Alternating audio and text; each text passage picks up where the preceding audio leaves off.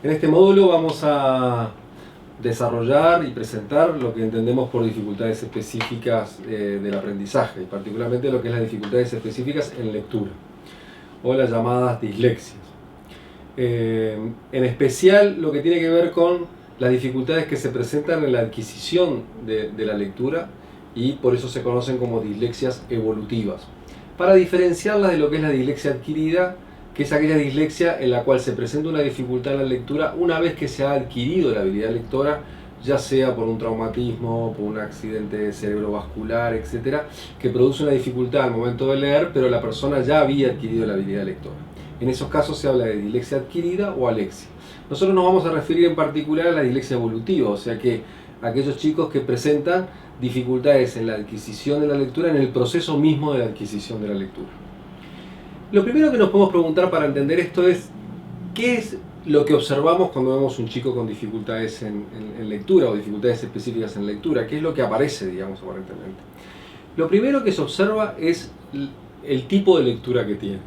En general es una lectura lenta, de seguro más de uno de los que están escuchando esto han tenido la experiencia o han conocido casos de chicos disléxicos. Van a ver que es una lectura lenta, diríamos que muchas veces es vacilante. Cuando intentan aumentar esa velocidad de la lectura, en general es una lectura imprecisa, donde se cometen errores, donde se cambian palabras, donde se omiten letras, donde incluso se inventan palabras, donde no se respetan tampoco lo que tiene que ver con los signos de puntuación, no tiene el ritmo adecuado, por eso decimos que es una lectura que también le falta expresividad. O sea que lo que caracteriza al lector con dificultades específicas en lectura es la lentitud, la falta de precisión y la falta de expresividad. Eso es lo que observamos desde el punto de vista de la lectura. Si vamos más allá y observamos, por ejemplo, a nivel de la producción escrita, en general también cometen muchos errores que podemos llamar ortográficos, también hay errores de carácter gramatical, pero sobre todo lo que más caracteriza son los errores ortográficos. Se comen letras, juntan palabras, lo que llamamos nosotros conglomerados, segmentan palabras, o sea, dividen palabras que no deberían estar divididas. Cuando sustituyen letras que incluso fonológicamente no se corresponden, en vez de decir era dicen ena, o sí, a veces en vez de decir la dicen al, en vez de decir los dicen sol, agregan letras cuando están escribiendo, etc. O sea que encontramos un número muy importante de errores ortográficos, y particularmente en aquellos en los cuales existen lo que se llaman inconsistencias ortográficas. B corta por B larga, J por G, H, tildes, etc. ¿Sí?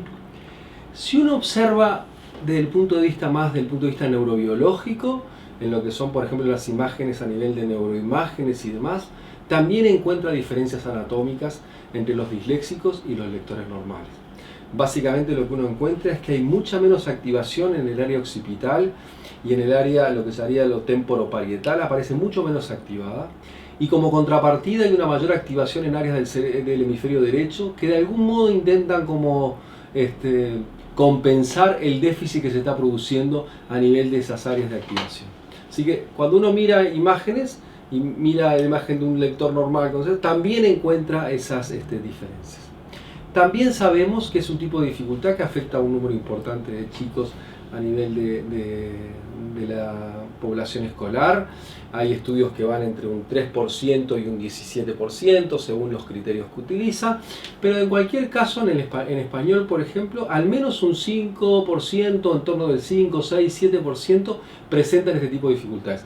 Hay otros que presentan dificultades en lecturas que no serían disléxicos, pero que también tienen dificultades de lectura, y ahí nos podemos ir a porcentajes mucho más altos, 17, 18, 19%. Nosotros estamos terminando un estudio ahora que nos está dando un 19% en población uruguaya con dificultades en lectura. Pero si decimos los disléxicos, que vamos a ver que son aquellos que tienen un trastorno más de carácter neurobiológico, estamos en torno al 5%. Así que es un porcentaje grande.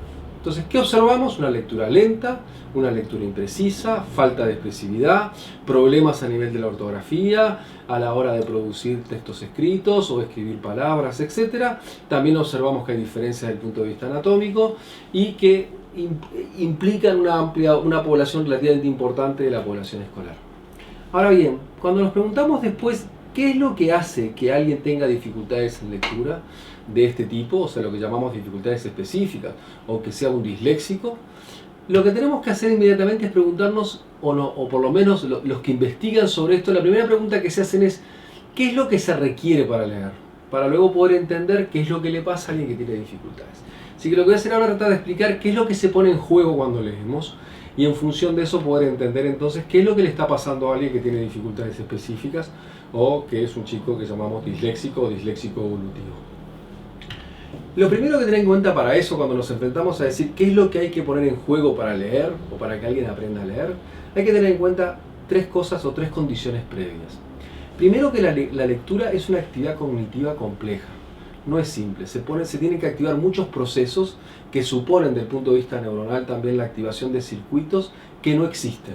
O sea que primero tenemos que generar circuitos a nivel del sistema nervioso, que es necesario que se activen para poner en juego un conjunto de procesos que permitan la actividad lectora. Así que algo que parece simple, porque parece que todo el mundo puede aprender a leer, desde el punto de vista cognitivo es complejo, y desde el punto de vista del sistema nervioso supone la generación de circuitos, o como dicen algunos autores, un reciclaje neuronal que permita activar circuitos que no están. ¿Por qué esos circuitos no están? Es que la lectura requiere una enseñanza explícita. Nosotros no aprendemos a leer ni a escribir en forma natural como lo hacemos con el lenguaje oral, sino que requiere una enseñanza explícita precisamente porque no tenemos circuitos neuronales que estén preparados para el lenguaje escrito. Por eso existen analfabetos, porque no hay quien hoy no interactúe con el lenguaje escrito. Pero si no han tenido una enseñanza explícita, van a ser analfabetos. ¿Y qué quiere decir la enseñanza explícita? Quiere decir generar circuitos que no tenemos, que es lo que llamamos los circuitos específicos de la actividad lectora. La segunda condición que hay que tener en cuenta es que el lenguaje escrito supone el desarrollo del lenguaje oral. Nosotros desarrollamos el lenguaje escrito porque hemos alcanzado ciertos niveles del lenguaje oral. El lenguaje escrito, como solemos decir nosotros, es una evolución cultural del lenguaje oral, y por lo tanto hay que tener presente, digamos, la necesidad de desarrollar niveles de lenguaje oral para alcanzar el lenguaje escrito. Eso pasó en la historia de la humanidad. Nuestra humanidad desarrolló el lenguaje escrito cuando ya habían pasado muchos años de desarrollo de la oralidad. Y también pasa desde el punto de vista ontogenético, o sea, en el desarrollo del individuo. Nosotros aprendemos el lenguaje escrito cuando ya hemos alcanzado el lenguaje oral. Ustedes piensan que el lenguaje escrito se adquiere entre los 5, 6, 7 años, y ya los niños a esa edad tienen un buen manejo del lenguaje oral. O sea que el lenguaje oral es un prerequisito para el desarrollo del lenguaje escrito. Sin lenguaje oral no hay lenguaje escrito. Esa es una condición importante. ¿Y por qué es una condición importante? Porque en definitiva, para que podamos tener mejores condiciones para el lenguaje escrito, cuanto mejores condiciones tengamos en el lenguaje oral, estaremos más preparados. Por lo tanto, cuando a veces me preguntan ¿cuándo un chico tiene que empezar a escribir? Cuando ya está manejando el lenguaje, ya se está preparando para el lenguaje escrito. Porque todo lo que le permite el desarrollo de la oralidad va a estar, digamos, generando las mejores condiciones para el desarrollo del lenguaje escrito. Y por el contrario, cuando hay dificultades a nivel del lenguaje oral, vamos a tener dificultades también para el desarrollo del lenguaje escrito. ¿Sí? Es importante esto, ¿por qué? Porque el lenguaje oral tiene momentos muy privilegiados para su desarrollo, como son los primeros años. Entre los primeros 6-7 años de edad son años especialmente privilegiados para el desarrollo del lenguaje oral. Y a veces tenemos mucha preocupación por introducirlos en el lenguaje escrito y descuidamos lo que es el desarrollo del lenguaje oral, sobre todo en contextos más vulnerables. Por lo tanto, a veces no tenemos que preocuparnos tanto por introducir el lenguaje escrito si no estamos seguros de que el niño ya dispone de una buena oralidad.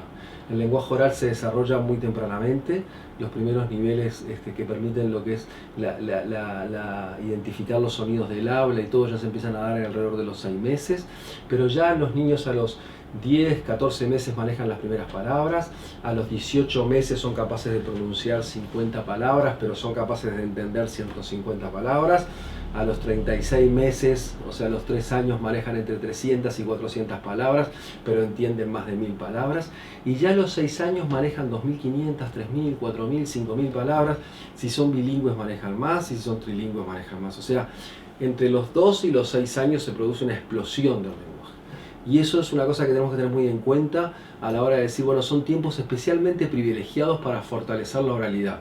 quizás mucho más que el fortalecimiento en el lenguaje escrito, o al menos tener en cuenta que vamos a tener mejores condiciones para el lenguaje escrito si tratamos de estimular al máximo el desarrollo del lenguaje oral.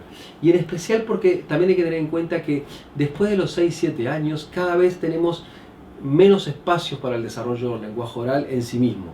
Por supuesto que las personas avanzan en el lenguaje oral durante toda su vida. Piensen ustedes que un niño a los 6 años maneja entre 2.500, 3.000, 4.000 palabras, pero un adulto después de 12, 14 años de escolaridad maneja 50.000 palabras. O sea que el avance de la oralidad es estupendo. Pero cuando no se ha dado esa buena base en los primeros años, se hace cada vez más difícil poder recuperar lo no ganado en esos primeros 6 años. Se produce lo que es un periodo como crítico en el lenguaje, que cada vez va siendo menos factible, digamos, aprovechar los primeros años para el desarrollo del lenguaje si no se ha dado ese desarrollo en esos primeros años. Si se ha dado, seguiremos avanzando en el lenguaje oral el resto de nuestra vida. Ahora también es interesante, la mayor parte del desarrollo de nuestro lenguaje oral después de los 6-7 años se da por el lenguaje escrito, no por la oralidad. O sea que el lenguaje escrito, que necesita del lenguaje oral para desarrollarse, luego le devuelve con creces al lenguaje oral todo cuando le permite un aumento enorme del vocabulario. O sea, las personas acrecentamos nuestro vocabulario a partir de los 6, 7, 8 años, mucho más por el lenguaje escrito que por el lenguaje oral. Y la tercera condición importante que teníamos es tener en cuenta que cuando vamos a estar hablando de la lectura, vamos a estar hablando, y también de la escritura, de un sistema de escritura en particular, que es el sistema alfabético. Existen distintos sistemas de escritura, desde los más primitivos podríamos llamar, como es el sistema pictográfico, donde las personas representan objetos a través de dibujos, o sea, de figuras simplificadas, a lo que es un sistema logográfico, en lo cual lo que se representa son palabras. Por ejemplo, cuando los niños empiezan a manejar las primeras palabras y que uno dice, ya están leyendo, en realidad es un sistema logográfico. Les pasa con mamá, papá, el nombre de su hermana, su propio nombre, Coca-Cola, McDonald's, etc. Están haciendo un reconocimiento de la palabra como tal y una representación de la palabra como tal, pero no hay lo que es, no es una lectura alfabética, es una lectura que se llama logográfica. Luego tenemos sistemas más avanzados, como fue el sistema ideográfico, donde más que representar palabras también se representaron ideas, como fueron algunos de los sistemas del chino, coreanos y demás, que utilizaron un sistema logográfico, ideográfico, digamos, para el desarrollo de su sistema de escritura. Y finalmente tenemos el sistema alfabético, que en vez de representar objetos como el sistema pictográfico, o representar palabras o representar ideas, lo que representamos son los sonidos del habla. Esa es la base de nuestro sistema alfabético, que es la capacidad de representar gráficamente los sonidos del habla. Por lo tanto, manejar el sistema de escritura nuestro es manejar un sistema alfabético.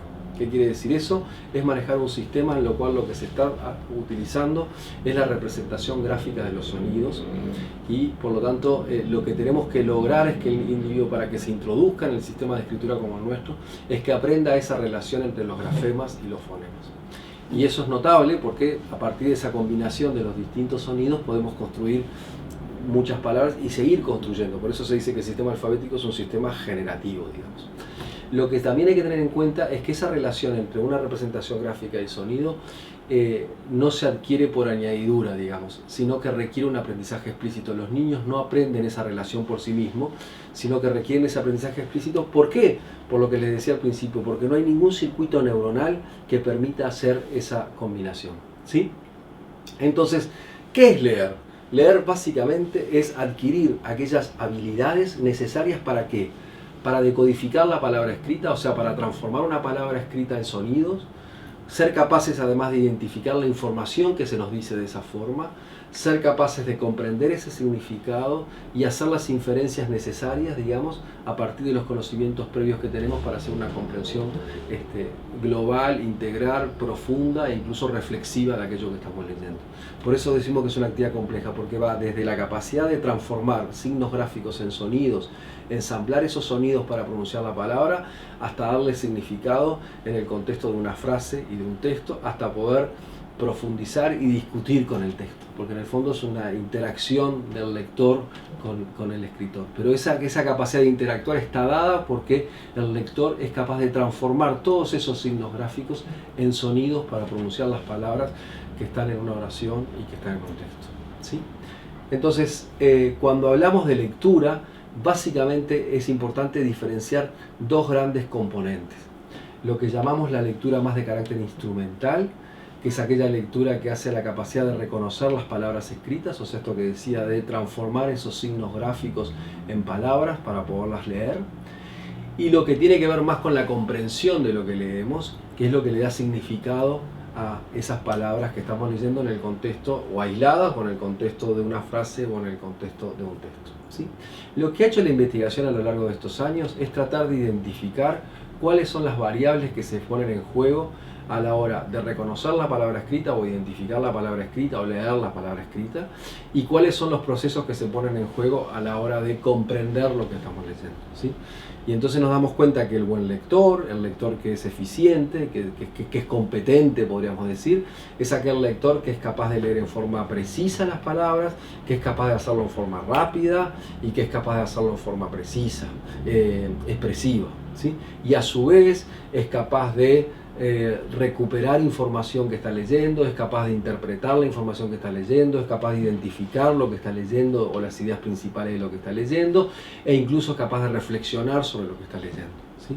Entonces eso es lo que hace un lector competente, pero es capaz de hacer es capaz de comprender eso que está leyendo, es decir, identificar, recuperar, interpretar, porque pudo acceder al texto escrito. Así que la base de la lectura es el acceso al código escrito para poder dar todo ese significado. Por eso nosotros solemos diferenciar cuando hablamos de lectura de lo que es la lectura como fin, que es la comprensión. ¿Para qué leemos? Para comprender. De lo que es la lectura como habilidad. La lectura como habilidad es la capacidad que yo tengo de identificar o reconocer las palabras escritas. Es decir, la capacidad que yo tengo de acceder al código escrito que me permite a mí leer una palabra. ¿Para qué? Para darle significado, para llegar a ese fin que es, en definitiva, la comprensión, ¿sí? Esta relación entre la lectura como habilidad y la lectura como comprensión es a tal punto que hay muchos estudios que se han hecho para decir cuánto influye la capacidad que yo tengo para reconocer la palabra escrita en mi capacidad de comprensión. Nosotros hicimos aquí con nuestro equipo dos estudios grandes. Uno que fue con chicos en la etapa escolar, entre cuarto y sexto año de primaria, donde diferenciamos a los chicos según si tuvieran buena capacidad para reconocer la palabra escrita, tuvieran una excelente capacidad, una buena capacidad, una capacidad más o menos y una mala capacidad para reconocer la palabra escrita. Y a su vez también diferenciamos a esos mismos chicos entre los que eran muy buenos comprendedores, los que eran buenos comprendedores, los que eran más o menos y los que eran malos comprendedores.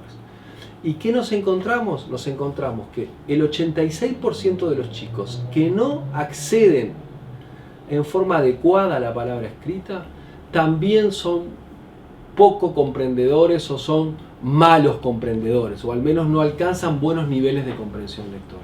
Y por el contrario, más del 70%, el 73% de los chicos que son buenos a la hora de acceder a la palabra escrita, esos chicos son buenos comprendedores o excelentes comprendedores. Encontramos una relación bastante directa entre tener la buena capacidad para acceder a la palabra escrita, esa lectura instrumental que llamábamos, y la capacidad de comprender lo que se está leyendo. Eso lo vimos en chicos de cuarto a sexto de primaria.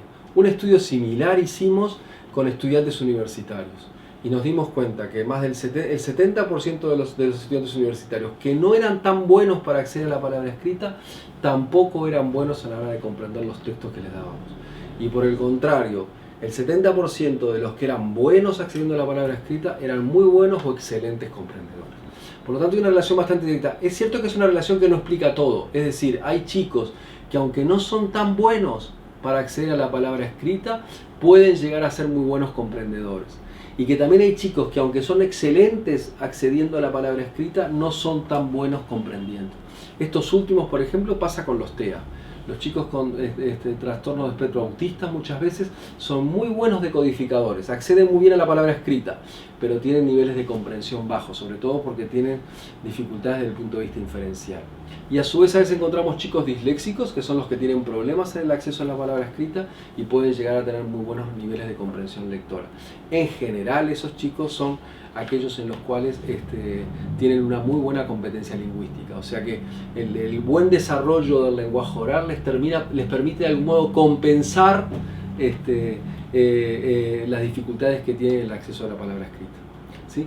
Porque por eso es interesante esto, porque a veces uno piensa que, por eso solemos decir eso, que comprender es el fin de la lectura y no es leer en sí mismo. Porque muchas veces uno puede comprender un texto sin estar leyéndolo. Yo suelo poner el ejemplo de que si yo le doy a una persona un texto en ruso y no sabe ruso, pero le digo que el texto se refiere al descubrimiento de América, probablemente me responda muchas preguntas del texto sin haber leído el texto. O sea que comprender no me da garantía de que lea el texto, porque uno puede comprender por el conocimiento previo que tiene y el bagaje de conocimiento que tiene, ¿sí? Entonces hay un modelo que es el modelo de Bush, que suele decir entonces que la comprensión lectora o la competencia lectora básicamente necesita de dos grandes componentes. Por un lado, la capacidad de decodificar, o sea, reconocer la palabra escrita en forma precisa, en forma rápida, y por otro lado, las competencias lingüísticas o el lenguaje oral. Un individuo con un buen desarrollo del lenguaje oral, que es capaz de decodificar en forma adecuada, difícilmente tenga problemas en la comprensión lectora. O sea, es difícil encontrar a alguien con problemas en la comprensión lectora si tiene buen lenguaje oral y es capaz de acceder adecuadamente a la palabra escrita, ¿sí? De hecho, muchos autores suelen poner estas dos variables, o sea, el lenguaje oral o la competencia lingüística y la decodificación, en una especie de ejes, y suelen decir, bueno, el buen lector es aquel que tiene buena capacidad para decodificar y buena competencia lingüística. Los chicos que tienen una buena capacidad para decodificar pero una baja competencia lingüística o dificultades desde el punto de vista del lenguaje oral, sobre todo por ejemplo a nivel de razonamiento verbal, etc., son los perfiles más bien TEA o los trastornos de espectro autista y los trastornos generalizados del desarrollo. Dicen, cuando tienen dificultades en la decodificación y en el lenguaje oral, encontramos todo el grupo de los trastornos específicos del lenguaje.